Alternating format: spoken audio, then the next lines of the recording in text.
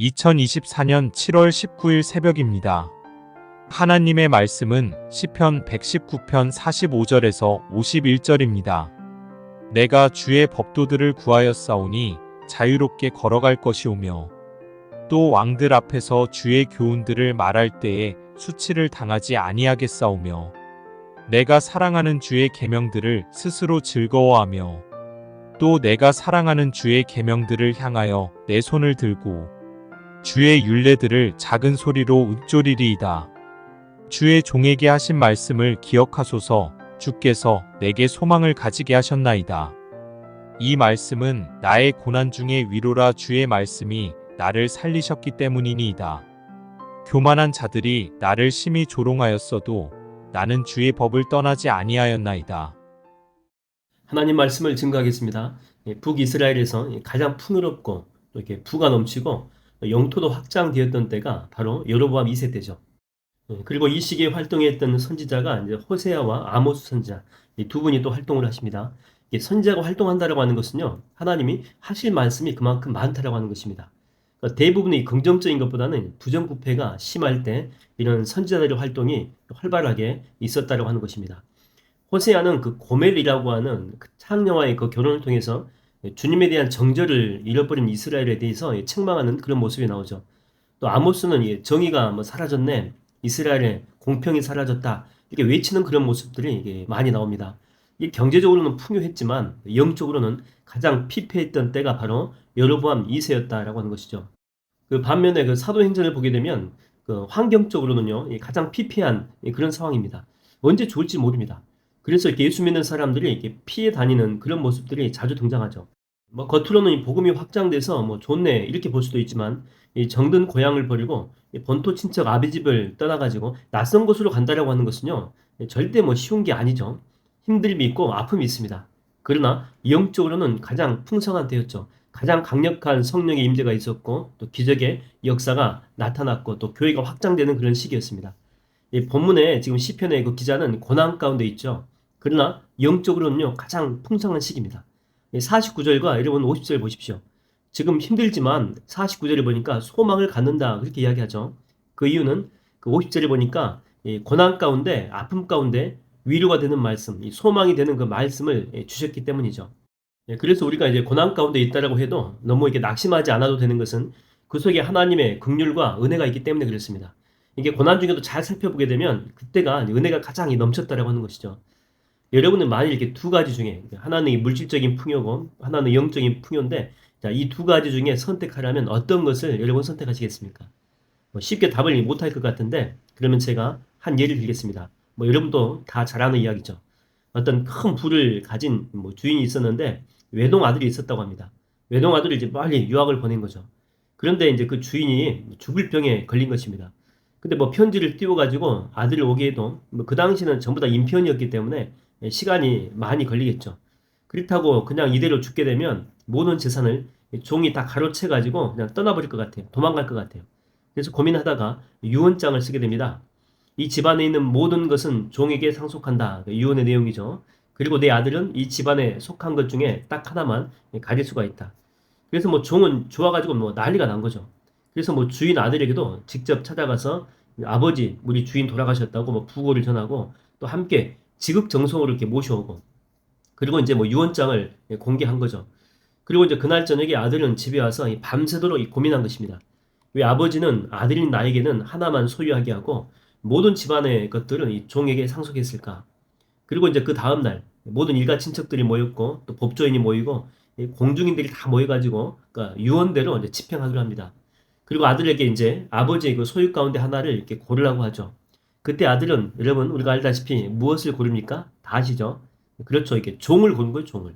종도 그 아버지의 소유였기 때문에 종만 고르게 되면 종이 가진 모든 것은 고스란히 아들의 것이 되기 때문이죠. 참 이렇게 지혜로운 아버지고 그것을 깨달은 아들도 지혜롭죠. 여러분 다시 질문합니다. 여러분 풍요, 그러니까 영적인 풍요를 고르래요? 뭐 두 가지 중에 하나 고른다면 물질적인 풍요를 고르래요. 그렇죠? 영적인 풍요를 우리가 구하고 찾고 또 선택하게 되면 물질적인 풍요는요, 자연스럽게 따라온다라고 하는 것이죠. 여러분 그 솔로몬 보십시오. 주님께서 이렇게 뭘 줄까라고 했더니 뭐 부나 재물이나 뭐 영광 받는 것, 원수의 생명 멸하기, 뭐 장수, 오래 사는 것이죠. 이런 거 구하지 않습니다. 그냥 지혜로운 마음 주셔가지고 백성들을 잘 다스리게 해달라고 그걸 부탁을 하죠. 영적인 것을 구한 것입니다. 그랬더니 보십시오. 뭐 부와 명예, 뭐 재물, 뭐 장수, 오래 사는 것, 뭐 이런 것들 다 이렇게 주잖아요. 전부 다. 건강도 주시고. 너희는 먼저 그의 나라와 그의 의를 구하라. 그러면 이 모든 것을 너희에게 더하시리라. 여러분이 밭에 감추인 보화 비유하시죠? 땅을 빌려가지고 농사 짓던 사람이 그 밭에서 이게 보화 덩어리를 발견한 거죠. 그러면 이거 덮어두고 자기가 가지고 있는 돈 없는 돈 전부 다 끌어모아요. 별로 이렇게 안 좋아 보이는 그런 땅인 것 같은데 거금을 주고 사는 것입니다. 다른 사람들은 다 바보라 그래, 바보. 왜 그런 땅을 그런 거금을 주니? 근데 그 사람은 전혀 아까워하지 않습니다. 사람들의 말에도 관심도 안 둬요. 뭐 상처받지도 않습니다. 왜냐하면 당장 이 눈에는 땅밖에 안 보여요. 별로 좋지 않은 땅. 그러나 그 속에는 엄청난 보화가 숨겨져 있기 때문이죠. 여러분, 새벽 기도가 우리에게 주는 그 축복은 눈에 보이지 않습니다. 그러나 확실한 것은 수많은 믿음의 영적인 선배들이 이 시간을 통해서 이 보화를 얻어냈다고 하는 것입니다. 왜냐하면 이 시간은 바로 영적인 풍요를 구하는 복된 시간이기 때문에 그렇습니다. 그래서 여러분, 오늘도 주님께 영적인 복을 구하십시오. 영적인 은혜를 구하십시오. 또 영적인 은사를 구하십시오. 저는 여러분의 기도의 수고가 주 안에서 절대 헛되지 않을 줄로 믿습니다. 기도하겠습니다. 하나님 아버지, 오늘도 믿음 가운데 살게 하여 주시옵소서. 우리가 환경 가운데 어려움이 있다라고 할지라도 이걸 핑계 삼고 하나님께 이거 해결되기 전에는 아무런 일도 하지 않겠습니다. 이런 모습으로 나아가는 것이 아니고 이런 힘든 가운데서도 하나님은 우리에게 은혜의 손길을 내밀고 계시는데 그 은혜의 손길을 바라보게 하여 주시고 은총을 바라보게 하여 주시고 성령께서 내 손을 붙들고 있다는 그 믿음으로 오늘도 일어서서 주님 앞에 영광 돌리게 하여 주시옵소서. 오늘 이 새벽에도 영적인 복을 구하고 영적인 은혜를 구하고 영적인 은사를 구하니 하늘의 신령한 것들로 내 삶과 가정과 우리 사업장과 자녀를 채워 주시옵소서. 그래서 다른 모든 것들을 뒤따라오는 하나님 복된 축복을 얻게 하여 주시옵소서. 예수님의 이름으로 기도하옵나이다. 아멘.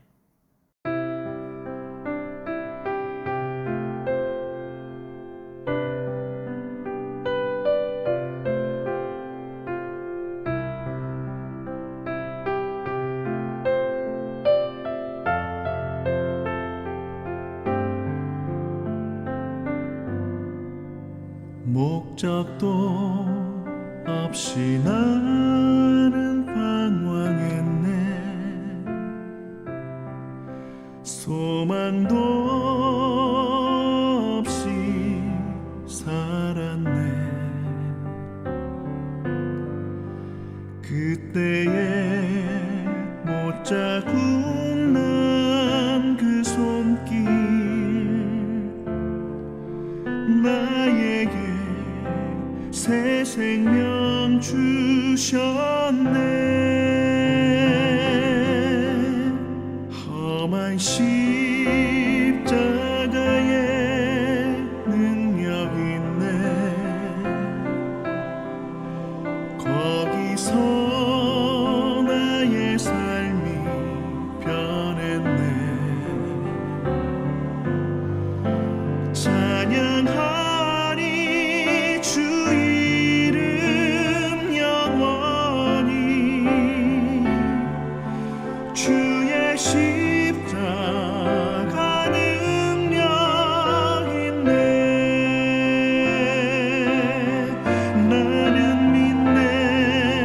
갈보리 언덕 십자가. 나는 믿네. 그 누가 뭐라 해도 이 세상 다 지나고 끝날이 와도 험한 십자가 붙들겠네. 나는 믿네. 십자가에서 못 박힌 주 오늘도 새 삶을 주시네.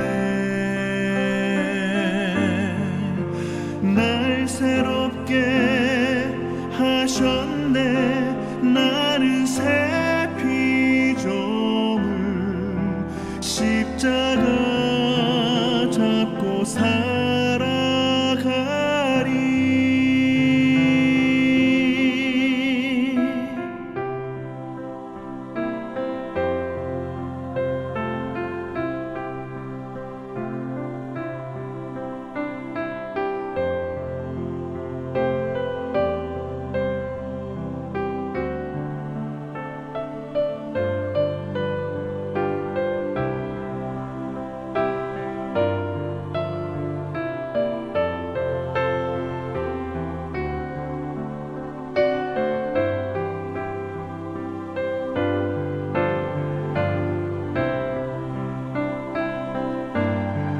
나는 믿네 갈보리 언덕 십자가.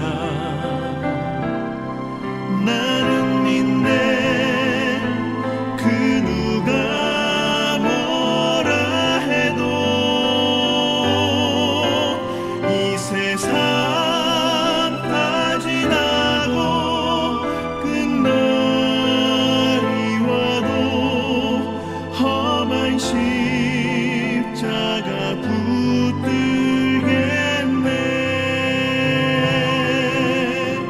나는 믿네 십자가에서 못 박힌 주 오늘도 새 삶을 주시네. 날 새롭게 하셨네.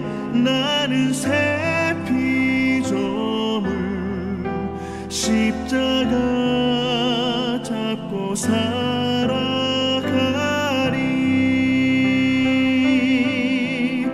십자가 잡고 살아가리.